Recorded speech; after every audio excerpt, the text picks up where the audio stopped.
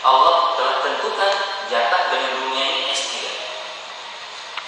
Dunia S pertama adalah sekali dan 2 kali, dunia S2 sementara nggak lama, dan dunia pasti akan berakhir dengan S3 yaitu sakaratul maut. Kullu nafsin dha'iqatul maut. Setiap yang bernyawa pasti mati atau pasti akan merasakan mati. Kalau ada yang menerjemahkan setiap yang bernyawa pasti mati, itu adalah terjemahan yang keliru, saudara. Jadi penggunaan bahasa terjemahan ketika kita terjemahkan ayat tadi, kullu nafsin dha'iqatul maut, setiap yang bernyawa pasti mati, itu bukan terjemahan yang sempurna. Allah tidak bahasakan seperti itu, saudara. Itu kedengaran sama kita kasar, betul? Kedengarannya agak kasar. Setiap yang bernyawa pasti mati. Sedangkan bahasa Al-Quran, saudara, kullu nafsin dha'iqatul maut, setiap yang bernyawa pasti merasakan mati, bukan pasti mati. Nanti coba kita perhatikan ini kalimat. Jadi orang-orang Aristoteles, orang-orang Darwinism, orang-orang ateis mungkin, mereka membahasakan tentang kematian pasti mati. Karena memang mereka meyakini setelah mati selesai urusannya. Sedangkan Al-Quran membahasakan tentang kematian bukan pasti mati sekali lagi, tapi pasti akan merasakan kematian. Kullu nafsin dha'iqah. Dha'iqah artinya merasakan. Apa makna merasakan berarti? Sama-sama coba kita ilustrasikan terhadap makanan yang kita konsumsi. Itu makanan, ada yang diistilahkan dengan mencicipi makanan atau merasakan makanan dengan makan. Betul? Coba kita bedakan definisinya sekarang. Merasakan makanan adalah meletakkan sedikit makanan ke bahagian di lisan. Perlu maunya kira-kira? Nggak perlu kita maunya. Nggak perlu kita telan itu makanan. Cukup dengan meletakkan sedikit saja di bahagian lidah kita. Itu namanya adalah merasakan. Sedangkan makan itu sendiri apa? Makan adalah memasukkan makanan ke dalam mulut dengan prosesi mengunyah berkali-kali punya. Kemudian kita telan itu makanan. Itu adalah definisi untuk makan. Betul? Berarti sekarang coba kita simpulkan. Makan dengan merasakan makan sama enggak? Enggak sama, betul? Definisinya beda tadi. Orang yang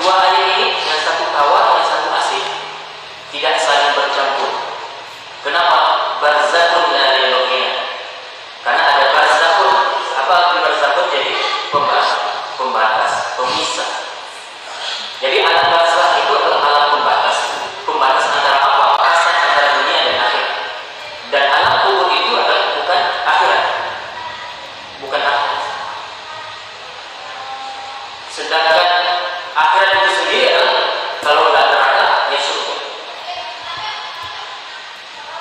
Innal qabra manzilatun min manazilil akhirah, kata Rasulullah.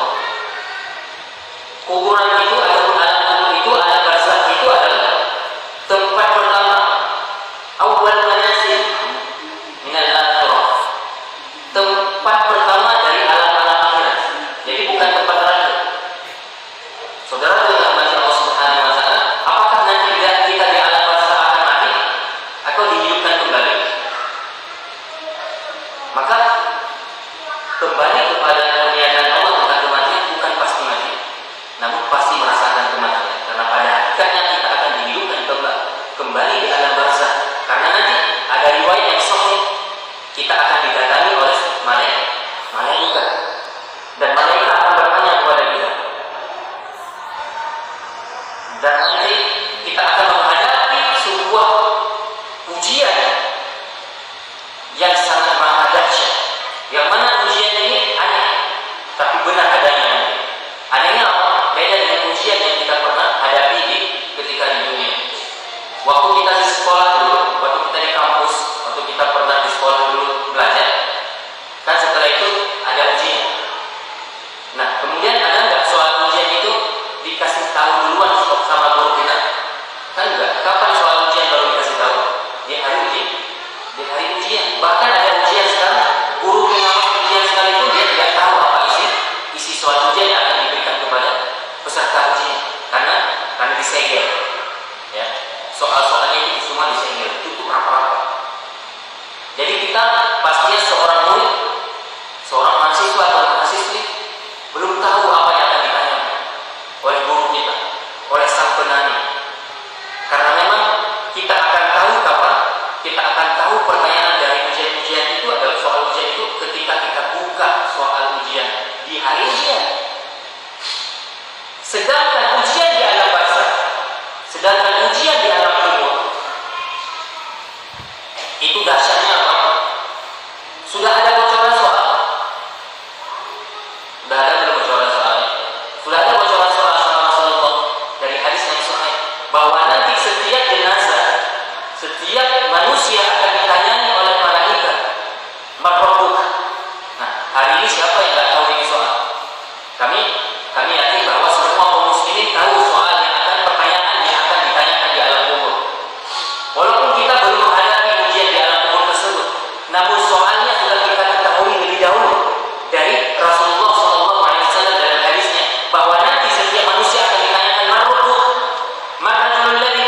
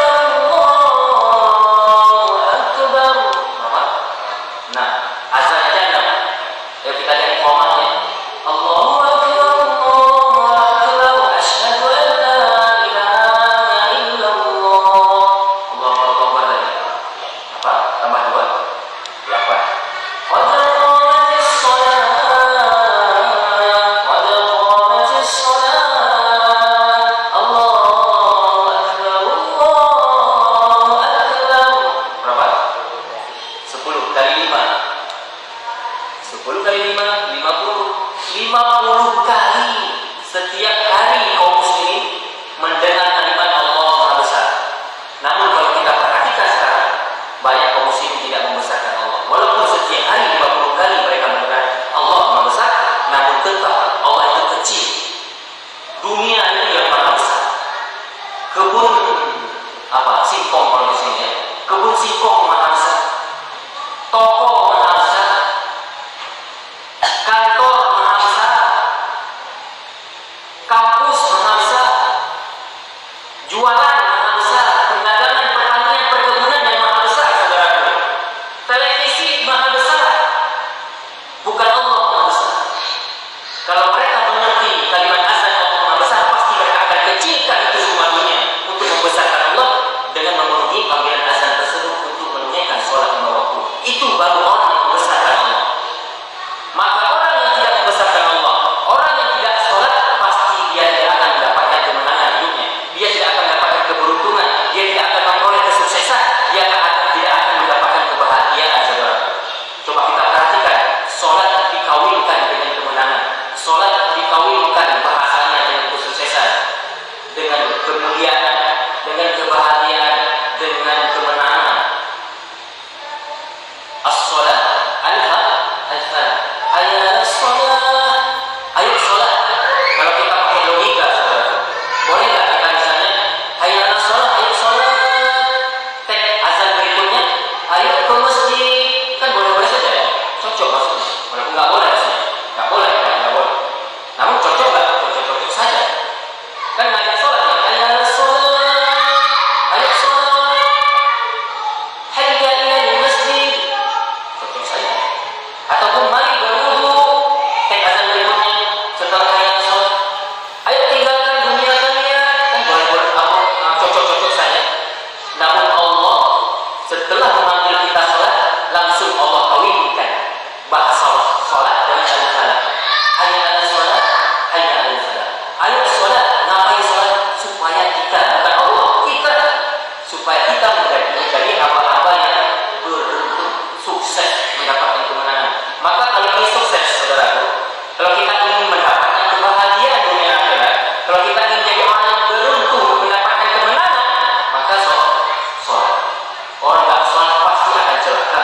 Orang nggak sholat pasti akan mendapatkan kerugian, lawan dari keberuntungan.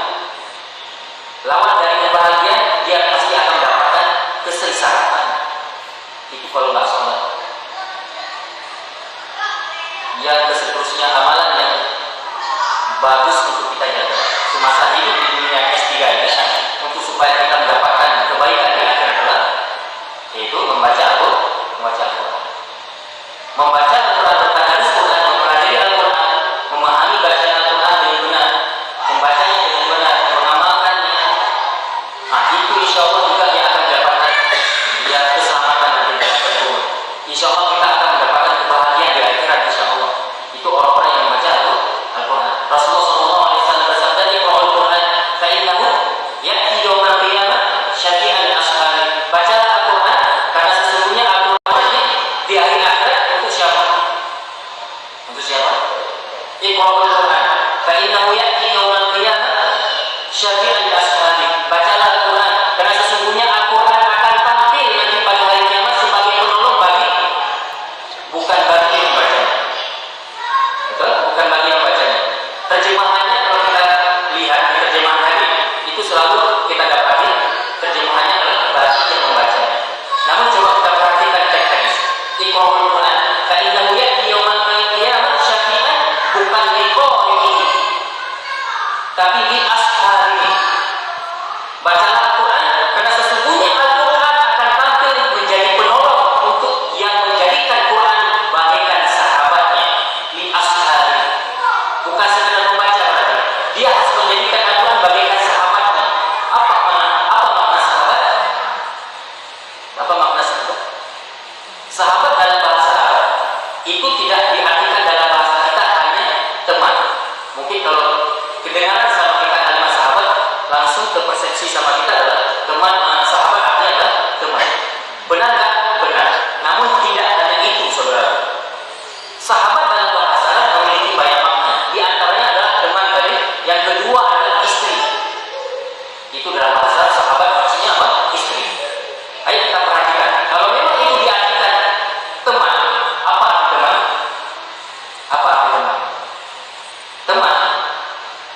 Misalnya ini, kalau seandainya saya lagi duduk di sebuah warung, di sebuah restoran, kafe, ataupun saya sedang duduk di dalam angkot, angkot di sini namanya, angkot, dalam bus, saya duduk dengan orang yang di samping saya, satu kursi, dekat gak? Dekat sangat.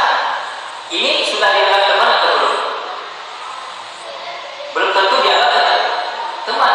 Memang dekat. Saya dekat sekali duduknya. Di kafe-kafe kita dekat duduknya. Di restoran kita bisa berdekatan duduknya dengan orang lain. Dekat memang. Di angkot bahkan bisa dempetan badan kita, bisa dempetan bahu kita, saking dekatnya. Namun itu tidak dianggap teman masih. Kapan baru dianggap teman? Maka ayo kita definisikan teman. Teman itu adalah tidak hanya sekedar dekat, tapi hadirnya, munculnya interaksi satu sama yang lain, itu baru teman. Saling ngobrol, bukan yang satu menghadap sana, yang satu sama-sama menghadap ke depan, yang keduanya menghadap ke depan, tidak saling memandang, tidak saling ngobrol, yang satu pegang HP, yang satu lagi juga pegang HP. Nah, itu memang dekat, belum tentu dianggap teman. Kapan baru dianggap teman? Ketika munculnya sebuah interaksi antara satu sama yang lainnya. Oke. Ketika Rasulullah bahasakan Al-Quran akan menjadi penolong bagi kita pada hari kiamat, bagi yang menjadikan dia sahabat, berarti apa? Tidak hanya sekedar dekat. Al-Quran itu tidak hanya kita jadikan dekat dengan kita sebagaimana fisiknya. Siapa yang hari ini kaum muslimin tidak ada Al-Quran di rumah? Benar, banyak. Banyak Al-Quran di rumah kita. Mungkin ada satu kakak, 5 penghuni rumah itu, ada 5, ada 6, ada 7 Al-Quran. Ada yang kecil, ada yang besar, ada yang berwarna, ada yang tak berwarna, bermacam-macam model hari ini Al-Quran dicetak. Namun apakah kita sudah dianggap sudah berteman dengan Al-Quran? Walaupun dekat, belum tentu dianggap berteman. Kenapa? Belum ada interaksi antara Al-Quran. Ini makna tadi. Kalau itu diartikan teman. Makna kedua adalah istri. Sahabat dalam hadis tadi, di ashabi itu maksudnya adalah istrinya. Dia harus menjadikan Quran bagaikan istrinya. Apa istri? Yang selalu mendampinginya, berpasangan. Yang kita bawa apakah sampai memaksakan di atas pembaringan kita. Seperti itu semestinya kita jadikan Quran bagaikan istri. Maka dalam Al-Quran surah Al-Baqarah, Allah bahasakan apa? Wasahibatihi wa banihi. Di sini wasahibah bukan diartikan sahabat dan anaknya, betul? Tapi istrinya dengan anaknya. Maka sahabat dalam bahasa tidak hanya teman, tapi istri. Kembali ke hadis Iqra'ul Quran ka'innahu ya'ti yaumil qiyamah syafi'an li ashabi. Bacalah Al-Quran karena sesungguhnya Al-Quran akan menjadi penolong bagi yang menjadikan Al-Quran itu bagaikan sahabatnya, yaitu bagaikan teman atau bagaikan istrinya. Nah, sekarang pertanyaannya, apakah kita sudah menjadikan Quran bagaikan teman kita ataupun istri kita yang selalu mendampingi kita? Istri kita hari ini, saudara, kita harus jujur, bukan Quran, HP. Kalau seandainya kita mau pergi kemana nih? Kalau dari sini kemana nih? Ini kampung apa nih? Surabaya ini ya. Kita ingin pergi ke Bandar Lampung, kita istilahkan gitu aja. Dari Surabaya ini kita ingin ke Bandar Lampung. Ketinggalan HP di tengah perjalanan. Bagaimana kondisi kita? Risau, gelisah, galau, sibuk. Waduh, HP tinggal, gitu kan? Sibuknya luar biasa. Gelisah, nggak nyaman terus. Merasa nggak nyaman kalau HP ketinggalan. Bahkan nggak usah HP yang tinggal, chargernya, cas HP yang tinggal, kita sudah mulai sibuk. Kita sudah mulai gelisah. Begitulah hari ini kalau ketinggalan HP. Ada kalau kita tinggal Quran segelisah itu. Adakah di antara kita ketika kita berangkat tinggal lupa bawa Al-Quran sampai gelisah hati, Al-Quran tinggal.